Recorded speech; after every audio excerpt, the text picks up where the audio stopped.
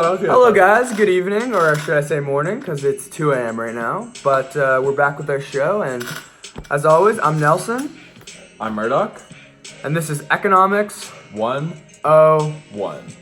Alright, so today we are going to, instead of just talking about economics, we're going to answer you guys' questions on economics and our economical standpoint. So Murdoch, why don't you just read the first question, and we'll give it a go off the top of our head. So this is coming in from Jeffrey. Jeffrey. What's Jeffrey saying? Jeffrey. He wants us to explain the economic and political advantages and disadvantages of using personal income, taxes, or sales to increase government revenue. That is an interesting question for sure. That is very interesting. You start us off, Wilson. All right, so, I mean, obviously some advantages would be, the government would make more money from people paying income taxes and sales taxes. And I think, it would provide encouragement for people to make more money to get up in that tax bracket. And, and then there'd be more people in that tax bracket, which would, give the government more money. They could construct more useful things like roads, schools, and healthcare, and improve all that good stuff. But the disadvantages is people would spend less money, which would hurt the economy. It would hurt the economy. People spending less money just ultimately results in loss of jobs to small businesses, not being able to pay them off. Yeah, that's very true. That's very true, Nelson. Come in next. Sorry, you're Murdoch. That's right. Murdoch or whatever. Sorry. Coming in next from Billy Bob. Oh, Billy Bob. Billy Bob wants us to explain the economic and political advantages and disadvantages of using corporate income taxes and increase government revenue.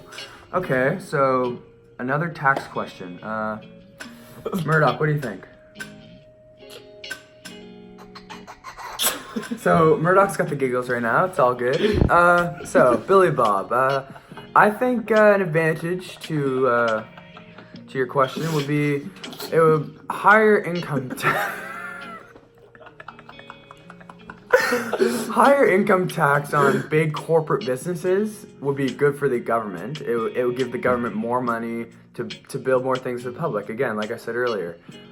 Disadvantages. Big disadvantage guy over here. Just the loss of jobs for people in the big business. This is bad for the government because people will be laid off and then just go straight on programs like EI, which just costs the government even more money. And it's just less money for the big companies, which hurts the economy because less products, less innovating, and just less products in general. I agree. Next question, we got Sebastian. Sebastian. That's my niece's name, actually. It's a girl. Yeah, you don't see many girls named Sebastian, but times are changing. He's asking to discuss the importance of competition for consumers. Competition for consumers. That is a great question. I like always that one. Incorporating competition. It's everywhere. I'll start us off here, Nels. Well, first of all, this just encourages quality and lower prices for companies. If companies are fighting for prices, say they have no single competition whatsoever, they're going to give you the crappiest products and just high prices. Yeah. But now, since there's competition, a consumer can just go to a company that is priced right and has great quality, which makes more competition for the companies. And there's more variations, innovations created for choices for consumers. Yes, yeah. And more variations and innovations are created, which would create more choices for the consumers, which, helps everyone out, So, I think that's about it for that. Thanks, Sebastian. So, now we got Matilda. Matilda wants us to discuss the criticism and limitations for... Matilda doesn't have very good handwriting. Of the unemployment rate. That is interesting. Yeah, I like that is very one. interesting. I like that one. Yeah, so, personally, I believe it's very difficult to measure the unemployment rate. even the method we use isn't perfect. I mean, it's tough. There's no line defining the unemployment rate, so it is a limitation to the data. So people who have given up looking for a job do not count in the labor force, which reduces the unemployment rate. There's just so many factors, which makes it so much difficult, so very difficult to measure accurately. And that's gonna finish us off for you, Matilda. And next we got Jeffrey again. Okay. Jeffrey. This Jeffrey time just wants some answers. he wants us to discuss major reasons and income inequalities. Okay, yeah.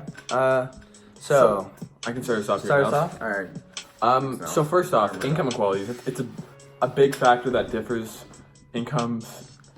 People with a lot of experience and high education seek higher incomes versus someone who hasn't maybe invested much time or money into the career and must settle for a lower salary. Yeah, exactly, Murdoch.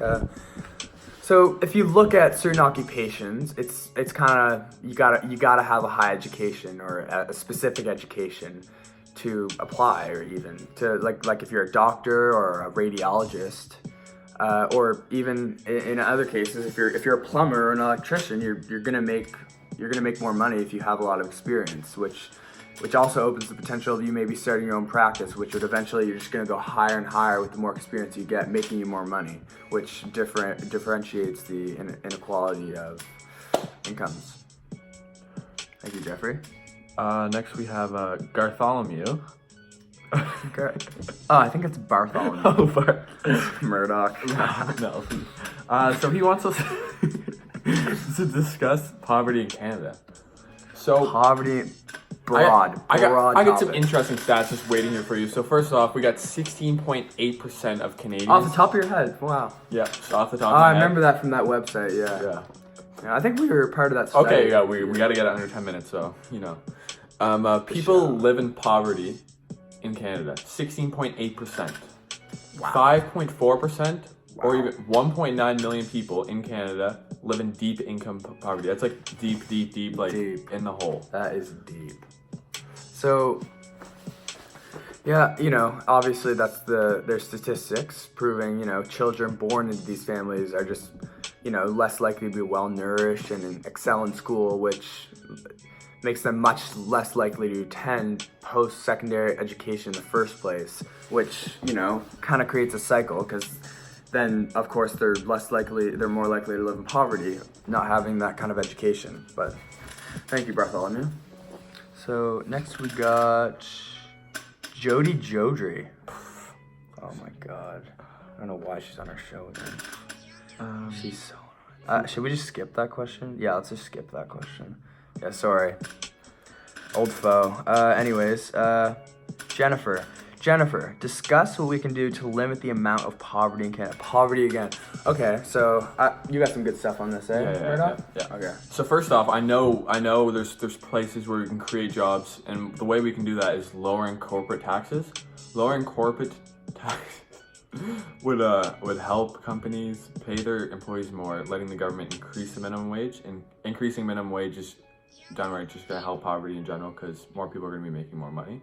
Yeah, exactly. It brings back reducing income taxes. This is really big. It would help us make more money, and therefore we won't pay as much tax. It all comes back to that. All right, who's next here? Wait, can you read that name? Looks kind of Polish, maybe. Exycofen? Exycofen. Okay, Exycofen. Great name. You want us to discuss sustainability, Sustainable development. development. All right. Well, so you see, a sustainable development is how we can have economic growth while not depleting our natural resources. It just, keep using the same pace we depend on. What do you think, Murdoch? Well, economic development is linked to this, and it cannot exist without it. If it can't be sustainable if it doesn't support our future generations. Yeah, that's right. All right, I think we got time for one more. What do you think? I think we do. We're pushing the time limit a lot, but I know Miss Jodry likes us, so that will be good. Miss Jodry. Question 9. This is from That's like German. I don't know. Ezekiel? Ezekiel. Oh, okay. Oh, okay. He wants us to discuss the costs associated with being environmentally friendly.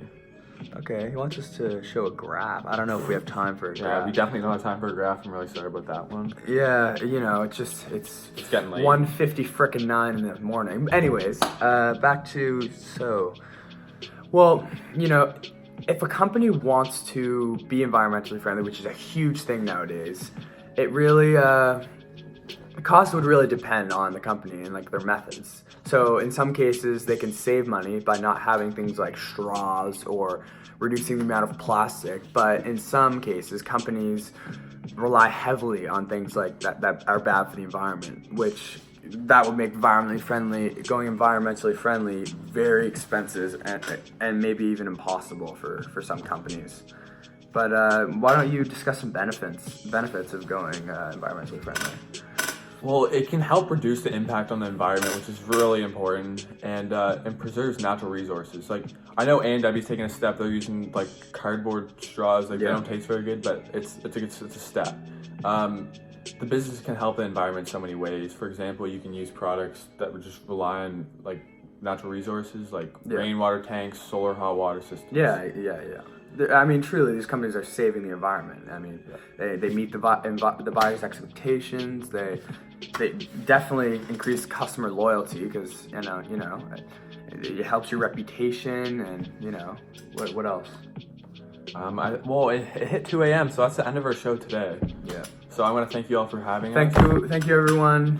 We wish you have a great morning. I mean, you'll probably not watch this till the morning because 2 a.m. it's a pretty late one. But yeah. Good night. Good night. Good night, Seattle. Good night, America.